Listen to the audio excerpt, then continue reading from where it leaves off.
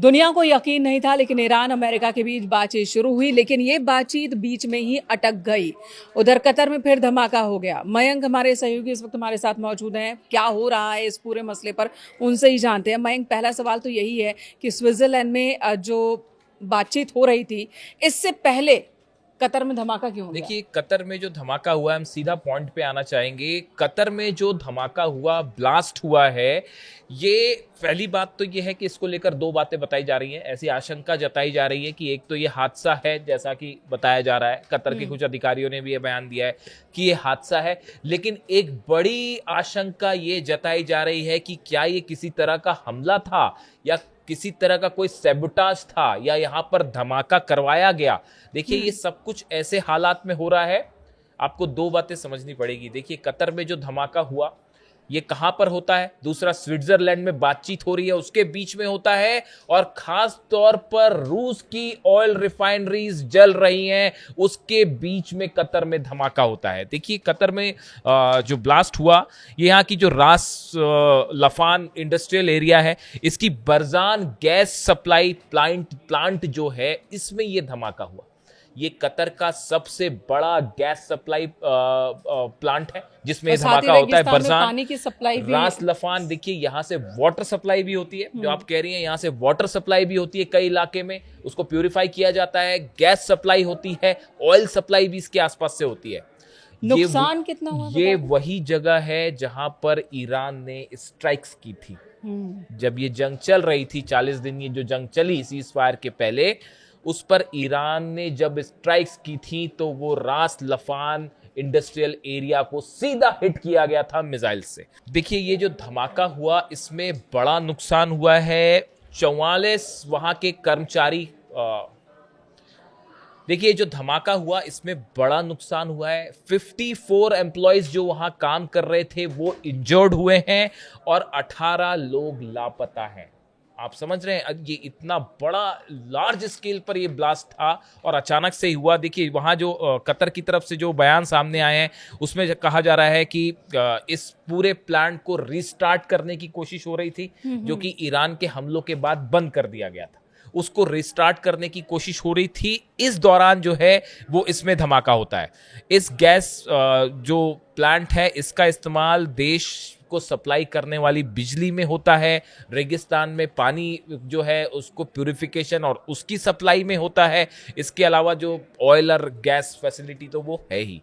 तो अब ये कहा जा रहा है कि इसको रिस्टार्ट करने के दौरान ये धमाका हुआ, लेकिन बड़े सारे एक्सपर्ट इसको लेकर सवाल भी खड़े कर रहे हैं। तो क्या मुमकिन है कि ईरान की ओर से अटैक किया गया हो? देखिए, ये बात, इस बारे में तो अभी कुछ नहीं कहा जा सकता। ईरान ने ऐसा कुछ नहीं कहा है कि हमने ये हमला किया है या नहीं किया है, लेकिन देखिए, अभी मिडिल ईस्ट में बड़ी सारी चीजें ऐसी हो रही हैं जिसमें कौन क्या कर रहा है, आप कुछ अंदाजा नहीं लगा सकते।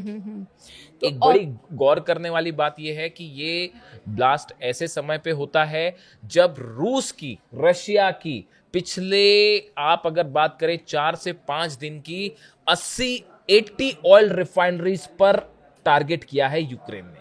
या तो ड्रोन अटैक्स हुए हैं या मिसाइल अटैक्स हुए हैं। रूस की क्रीमिया से लेकर मॉस्को के आसपास भी जितनी ऑयल रिफाइनरीज हैं, उनको सीधा टारगेट किया जा रहा है। क्रीमिया में तो ये हाल है कि 4 लोगों की मौत हो गई है, और जो सबसे बड़ी क्रीमिया की ऑयल रिफाइनरी है, उसको सीधा हिट कर दिया गया है, और ऑयल सप्लाई बुरी तरह से बाधित हुआ है रूस में। और ये सब कुछ कब हो रहा है? जब ईरान के साथ बातचीत आगे बढ़ती जा रही है। यानी एक तरफ हॉर्मुज खुलने की चर्चाएं हैं कि हॉर्मुज धीरे से खुले, और दूसरी तरफ रूस में जंग तेज हो जाती है और रूस की ऑयल रिफाइनरीज को निशाना बनाया जाता है।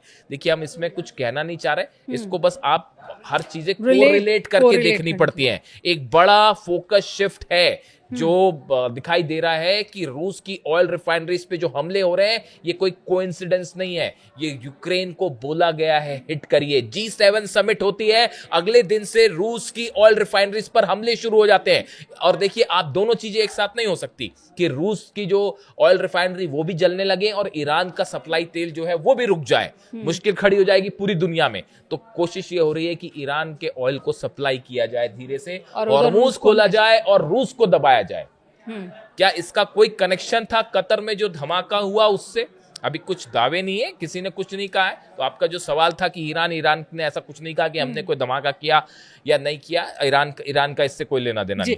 मयंक, उधर जो बातचीत स्विट्जरलैंड में हो रही थी उससे लेकर भी कई सारी चीजें आ गई कि ट्रंप ने धमका दिया, धमकी की वजह से जो ईरान के प्रतिनिधिमंडल थे उन्होंने बीच में ही छोड़ दी बातचीत। विस्तार से बताइए वहां क्या हुआ। उम्मीदें बहुत ज्यादा थी नहीं, लेकिन और भी ज्यादा बिगड़ गई। अब देखिए कल जो तस्वीरें आई वो बड़ी मैंने गौर से देखी, कल रात भर मैंने इसको फॉलो किया। स्विट्जरलैंड में देखिए जहां मुलाकात हो रही थी, जिस जगह पर पहली तस्वीर सामने आई कि वहां के एक हॉल में अब्बास अराक्ची विदेश मंत्री ईरान के एंटर करते हैं। सामने शहबाज शरीफ पाकिस्तान के प्रधानमंत्री खड़े हुए थे, क्योंकि वो भी उस डेलीगेशन का जो दो कंट्रीज कतर के साथ वो भी मौजूद थे वहां पर।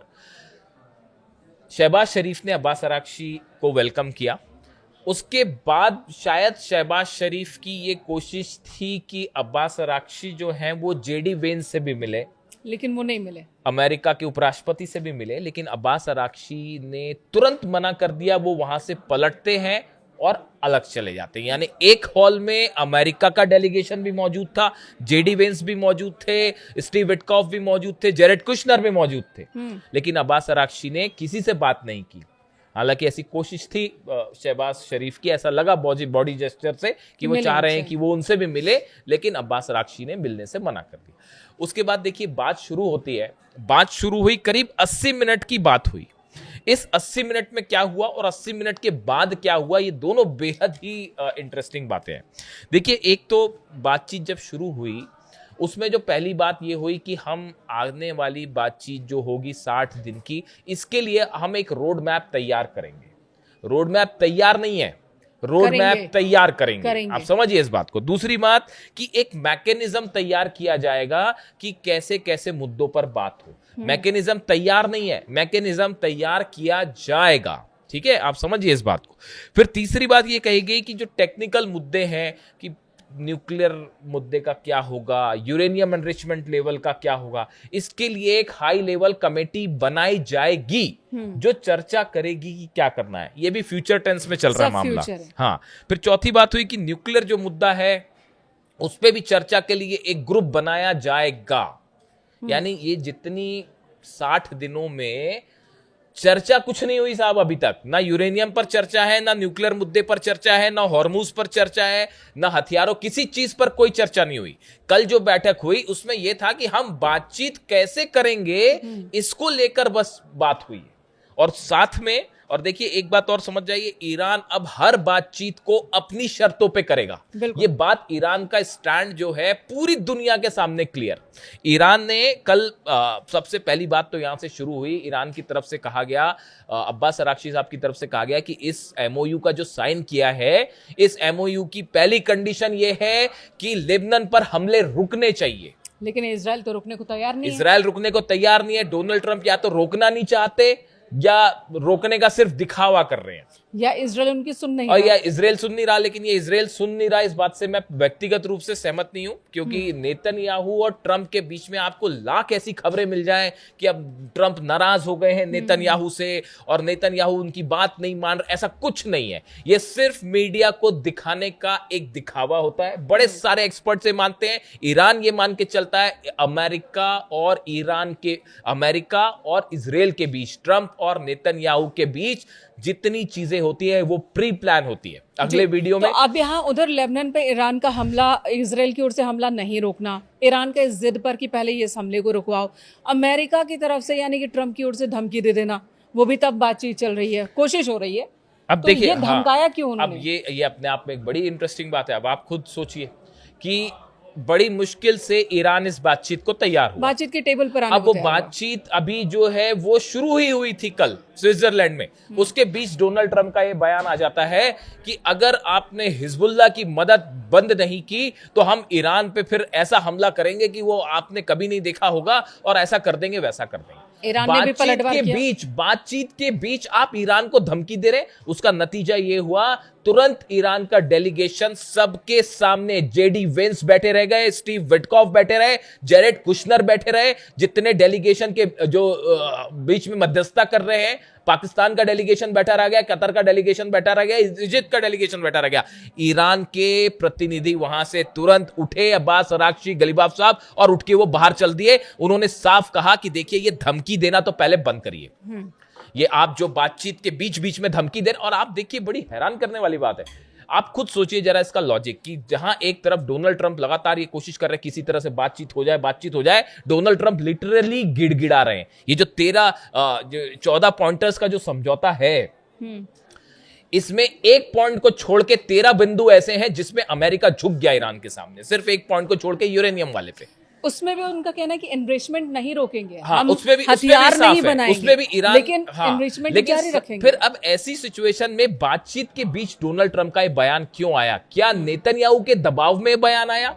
क्या जो लॉबी है जो इजराइल के साथ खड़ी हुई है, जो हथियारों का बड़ा बिजनेस करती है, जो ये चाहती है कि ईरान पर हमले होते रहे, क्या उनके दबाव में डोनाल्ड ट्रंप ने ये बात कही बीच में? क्या डोनाल्ड ट्रंप खुद चाह रहे थे कि बस बातचीत जो है वो डिरेल हो जाए? कई एक्सपर्ट ये बात कर रहे हैं कि डोनाल्ड ट्रंप सिर्फ बातचीत के जरिए अपना टाइम लगवाना चाहते हैं। टाइम जो है वो, देखिए इलेक्शन है नवंबर में, किसी तरह से इलेक्शन को निकाला जाए, उसके बाद फिर हमला किया जाए, क्या यह प्लान है? क्या डोनाल्ड ट्रंप खुद नहीं चाहते कि बातचीत आगे बढ़े? ऐसा कई एक्सपर्ट्स की राय है। जिस तरह से कल उन्होंने ये बयान दिया, ये बिल्कुल वैसा ही सुसाइडल बयान था। अगर कोई बातचीत वाकई करना चाहता होता तो बीच में इतने आपने जंग देख ली, इतने आप 100 दिनों से ज्यादा से आप लड़ रहे हो ईरान से, आपको समझ नहीं आई कि आप ईरान को नहीं झुका सकते? बच्चे को ये बात समझ में आ गई है कि किसी कीमत पर ईरान को ना बातचीत में झुकाया जा सकता है, ना जंग में झुकाया जा सकता है। तो फिर आपने बीच में बयान क्यों दिया? और दूसरी बात, यूरेनियम वाली बात, देखिए डोनाल्ड ट्रंप ने कहा कि अगर जो है वो आप हिजबुल्लाह की मदद बंद नहीं करोगे तो फिर हम वैसे ही हमला करेंगे जिस जैसे पिछले हफ्ते करते। ईरान का डेलीगेशन उठ के चला गया। उसके बाद जो है ईरान की तरफ से कहा गया पहले डोनाल्ड ट्रंप माफी मांगे, उसके बाद ही हम बात शुरू करेंगे। लेकिन फिर बड़ी मुश्किल से जो है वो किसी तरह से चीजों को स्थिति को नियंत्रण में किया गया, और उसके बाद फिर कुल मिला के इन्हीं बातों पर चर्चाएं हुई। ये बहुत ही सुपरफिशियल लेवल की बात थी, जो ऐसे बिना मन के बात, जो टॉक्स के एक्सपर्ट्स हैं वो बता रहे हैं कि ये पहले दौर की बातचीत एकदम फेल रही। भले पाकिस्तान की तरफ से बयान आ रहा है या कतर या इजिप्ट की तरफ से बयान आया कि बहुत अच्छा कुछ हुआ है, ऐसा कुछ भी नहीं हुआ। ये सब फ्यूचर टेंस की बातें हैं कि रोड मैप बनेगा, मैकेनिज्म बनेगा, एक कमेटी बनेगी। ये बहुत ही उथली लेवल की बातचीत है और शायद ये विश्वास की कमी बता रही है, और डोनाल्ड ट्रंप पे वैसी विश्वास बिल्कुल। नहीं किया। और मैं बात हम इजराइल की भी करेंगे कि आखिर इजराइल के मन में क्या है, नेतन्याहू क्या चाह रहे हैं। लेकिन उससे पहले एक और वीडियो की बात कर लेते हैं इसी बातचीत के दौरान, कि जब डेलीगेशन कतर का पहुंचा, उन्होंने भी पाकिस्तान के प्रधानमंत्री से तो मुलाकात की, गले मिले, लेकिन जेडी वेंस को, अमेरिकी उपराष्ट्रपति को, उन्होंने भी नजरअंदाज कर दिया। इसके अब क्या मायने? अब देखिए यहाँ पे असल में हो क्या रहा है। देखिए मिडिल ईस्ट में आज की डेट में हालात ये है कि जितने अरब देश हैं वो सब के सब अब इस बात को महसूस कर चुके हैं अच्छी तरह से कि अमेरिका उनकी सुरक्षा नहीं कर सकता। ये एक बहुत बड़ा भ्रम था जो टूट चुका है, और बेवजह वो युद्ध में घसीटे जा रहे हैं। बात नंबर 1। बात नंबर 2 जो आप कह रही हैं, अरब का कोई देश इस जंग में अंदर नहीं जाना चाह रहा, क्योंकि सबको पता है कि यूएई का क्या हाल हुआ, सऊदी का क्या हाल हुआ, कतर का क्या हाल हुआ, जॉर्डन का क्या हाल हुआ। आप देखिए इकोनॉमिक सिचुएशन अरब की क्या है। पूरी ऑयल सप्लाई रुकी हुई है, टूरिज्म रुका हुआ है, गैस सप्लाई रुकी हुई है, जहाज नहीं निकल पा रहे हैं। हालात देखिए अरब देशों की क्या है। अमेरिका कुछ मदद कर पा रहा है? कोई मदद नहीं कर पा रहा। अरब देश ये भी समझ गए हैं, ये जो $30 बिलियन की कहानी है कि 30 बिलियन, ये भी अरब देशों के सिर पर डाली जाएगी। आप ये भी समझ लीजिए, आप चालाकी समझिए क्या है, ये भी अरब देशों से ही वसूला जाएगा। मार खाएं अरब देश, पैसा दे अरब देश, सुरक्षा आप उनकी कर मत पाओ, जहाज जले अरब देशों के, ऑयल रिफाइनरीज में धमाके हो अरब देशों के, तो फिर अरब देश अमेरिका की बात क्यों मानने लगा, और क्यों माननी चाहिए, ये भी आप समझिए। ये बात अब साफ हो चुकी है मिडिल ईस्ट में आप। और देखिए ये जो 14 पॉइंटर अगर एमओयू साइन हो गया, देखिए इसको कभी अमेरिका नहीं साइन होने देगा, इसको कभी इजराइल साइन नहीं होने देगा। अगर ये शर्त पूरी हो गई और ये सब कुछ ऐसे ही चलता रहा, आप देखिए विद इन 5 ईयर्स, 5 साल के अंदर ईरान दुनिया का सबसे बड़ा सुपर पावर इकोनॉमिकली उठ के खड़ा हो जाएगा। इतना ज्यादा ऑयल है ईरान के पास। आपने 30 साल से ईरान के ऑयल को बाजार में नहीं आने दिया, उसके बाद भी आज ईरान अपने दम पे लड़ रहा है, बिना किसी के सपोर्ट पे लड़ रहा है, और अमेरिका और इजराइल घुटने पे है। और अब जब उसका ऑयल खुल जाएगा, सारे प्रतिबंध लगभग सारे प्रतिबंध हट जाएंगे, तो फिर सोचिए कितना तेज डेवलपमेंट हो सकता है ईरान में। वो जो ब्रिज गिराए थे और कह रहे थे कि 10 साल बाद बनेंगे, वो 90% बना लिए गए। ये जो नुकसान हुआ ईरान को, जिसमें जो मिसाइल्स मारी गई, टॉप हॉक मिसाइल्स, कहीं किसी ब्रिज को गिरा दिया गया, रेलवे ब्रिज को नुकसान कर दिया गया, कहीं कोई एयरपोर्ट को नुकसान कर दिया गया, इंफ्रास्ट्रक्चर गिराए गए, उसमें से 70% से 90% फिर से खड़े कर लिए हैं ईरान ने जी। तो अब ऐसी हालत में नेतन्याहू क्या करेंगे? नेतन्याहू ने साफ कर दिया है, लेबनान से सेना वापस नहीं बुलाई जाएगी। ईरान का स्टेटमेंट साफ है कि अगर सेना आप वापस नहीं बुलाएंगे तो इजराइल के साथ जंग तय है। पूरे इजराइल को खत्म करने की वो धमकी दे रहे हैं। ईरान की तरफ ईरान से का मनोबल बढ़ा हुआ है, क्योंकि हर जगह विन विन कंडीशन में इस वक्त ईरान दिख रहा है। बिना किसी सपोर्ट के ईरान ने अमेरिका, इजराइल, सऊदी, कतर सबको नाको चने चबवा दिए।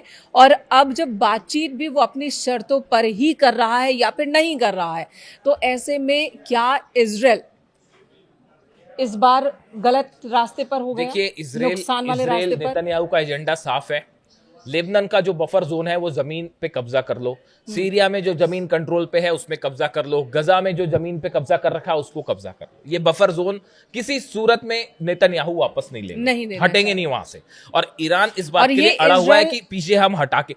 इस समय हालात ये हैं कि भले बातचीत चल रही हो, लेकिन ईरान की सेना और इजराइल दोनों की सेनाएं एकदम फ्लैश पॉइंट पर तैयार बैठी है।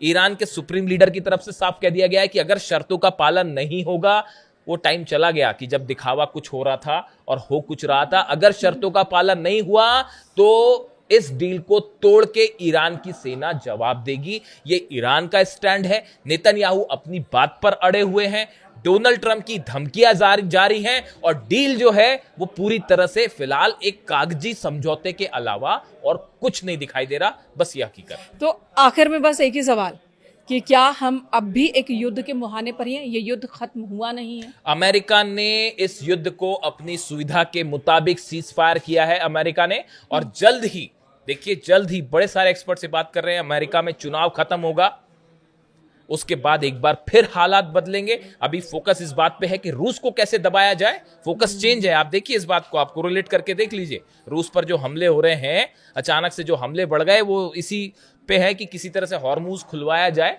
और उधर हमले बढ़ाए जाए, यानी जंग होनी तय है। बड़े एक्सपर्ट सारे यही मान के चल रहे हैं कि ये जंग को टाला नहीं जा सकता, बस कुछ ही वक्त की बात है। धन्यवाद आपका मयंक, इस वक्त जो अपडेट होगा आप तक पहुंचाएंगे। Thank you so much.